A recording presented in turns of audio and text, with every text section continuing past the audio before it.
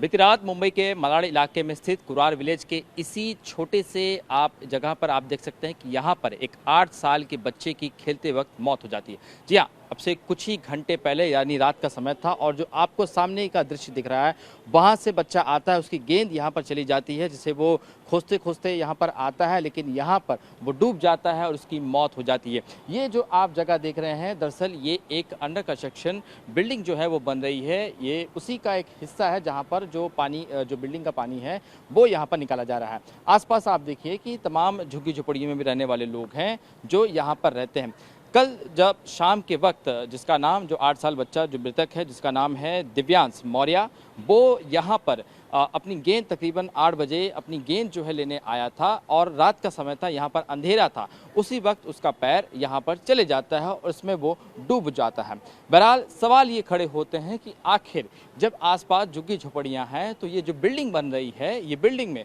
ये छोटा सा जो तालाब बनाया गया है, ये जो गड्ढा बनाया गया है, ये आखिर किस लिए बनाया गया था, इसका मकसद क्या था? पुलिस के सामने अब चुनौतियां हैं कि आखिर इसमें किसको दोषी ठहराया जाए। बिल्डिंग कंस्ट्रक्शन कंपनी का कहना है कि जो हमने ये जगह छोड़ी थी हमारे गुड्स आने जाने के लिए और इस वजह से यहाँ पर पानी इकट्ठा हो गया। बच्चा जो है रात को 8 बजे के करीब वहाँ से आता है और बॉल लेने के लिए वो यहाँ पर नीचे कूदता है, जो आपको तस्वीरों में दिखाएंगे, और उसके बाद उसका पैर इसमें चले जाता है और चूंकि 8 साल था, हाइट छोटी थी और उस वजह से उसकी पानी में डूबने की वजह से मौत हो जाती है। सवाल बहुत सारे खड़े हो रहे हैं कि आखिर कब तक इस तरह से अंडर कंस्ट्रक्शन बिल्डिंग के साइट पर बच्चों की मौत होती रहेगी। आए दिन मुंबई में इस तरह की कहानियां जो है वो आपको देखने को मिलती है, इस तरह से दर्दनाक घटनाएं जो सामने मिलती है। ये देखिए, ये जो आपको टावर दिख रहा है, बड़ा लंबा सा G+23 का टावर जो हम कह सकते हैं, मतलब उसका ये फेज़ 2 बन रहा है और इसी के ठीक बगल में झुग्गी झोपड़ियाँ स्लम जो ये चाल था, अम्बाबाड़ी का जो चाल था, ये